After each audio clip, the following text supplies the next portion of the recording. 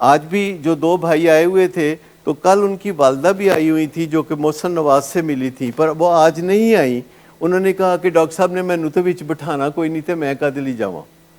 یہ ان کی ایزمپشن تھی. آپ کو پتہ ہے کہ 99% موقعوں پہ لوگ جب کسی سائیکیٹرسٹ یا کاؤنسلر کے پاس یا سائیکالوجسٹ کے پاس جاتے ہیں تو ایک عجیب چھپن چھپیا شروع ہو جاتا ہے. تو اندر آ جا، تو باہر چلا جا، تو اوتھے بہ جا، تو ایتھے بہ جا. تو آپ کو پتہ ہے یہ کیا ہوتا ہے؟ یہ شیم ہوتی ہے، یہ inability to handle people together ہوتی ہے کہ جب آپ ایک سے زیادہ لوگوں کو ملتے ہیں جو کہ ایک ہی فیملی میں رہتے ہیں تو آپ کو ڈر ہوتا ہے کہ یہ کہیں آپس میں نہ لڑیں، کہیں مل کے مجھے ہی نہ مارنا شروع کر دیں. تو اس طرح کی بہت سارے خدشات ہوتے ہیں. لیکن مجھے بتائیے کہ کیا فیملی ممبر اکٹھے بیٹھ کے بات کر رہے ہوں تو کوئی اس میں خطرہ ہے؟ کیا ماں بیٹھی ہو، بیٹا بھی بیٹھا ہو تو کیا خطرہ ہے؟ لیکن اگر ہم طریقہ کار ایسا استعمال کریں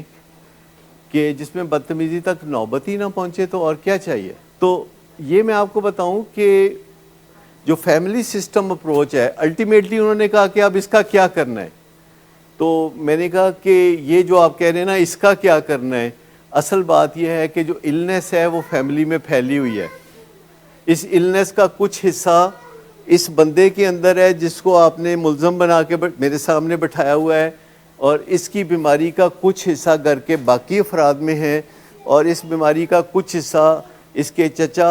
اور تائے اور پھپھوؤں میں ہے جو کہ الگ الگ رہتی ہیں، اور اس بیماری کا کچھ حصہ ان کے دادا اور پردادا کے اندر سے آیا ہے جن کو میں نہیں مل سکتا اور جن کو آپ بھی نہیں مل سکتے. تو آپ کسی بیماری کے ٹانڈے اتنی دور تک دیکھتے ہیں تو آپ یہ تو کہتے ہیں نا کہ کم از کم جو ایک ہی گھر کے اندر رہنے والے لوگ ہیں جو ایک دوسرے کی ایموشنل سٹرنگز پل کرتے رہتے ہیں، جو کہ انویزیبل سٹرنگز ہوتی ہیں جو کہ نظر بھی نہیں آتی، اور کس طرح گٹھ جوڑ ہوتے ہیں کہ دو کا گٹھ جوڑ ہے، یہ ماں بیٹے کا گٹھ جوڑ ہے، یہ والد کا اور باقی افراد کا گٹھ جوڑ ہے، یا والد کو سنگل آؤٹ کیا ہوا ہے اور ماں اور بچے اکٹھے ہوئے ہوتے ہیں.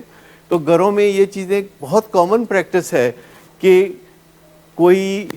ایک قبیلہ، کوئی دوسرا قبیلہ، کوئی ایک کیمپ، کوئی دوسرا کیمپ، اور کبھی کسی کو آئسولیٹ کر دینا الگ سے کر کے باقی سب لوگ اکٹھے ہو جائیں. تو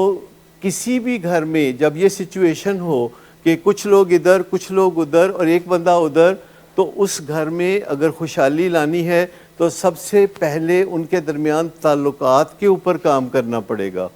ان کے اصل رشتوں کو شیر و شکر کرنے کی ضرورت ہوگی، اور یہ پہلا کام ہے جو کیا جا سکتا ہے کہ اگر میاں بیوی کے درمیان یکجہتی نہیں ہے اور میاں کچھ کہتا ہے تو بیوی اپوز کرتی ہے، بیوی کچھ کہتی ہے تو میاں اپوز کرتا ہے، اور بیچ میں کوئی بندہ اپنا کوئی ناجائز فائدہ اٹھانا چاہتا ہے تو وہ اٹھاتا رہے گا. لیکن اگر گھر میں گٹھ جوڑ ختم ہو جائیں، اگر ایک ٹارگٹ کے مطابق سب اکٹھے مل کے قدم اٹھانا شروع کر دیں اور عزت احترام کا اور سنجیدگی کا مظاہرہ کریں اور ذمہ داریاں اٹھانے کے لیے کہیں، تو خوش و خرم گھرانہ سامنے بہت اچھی طرح سے آ سکتے.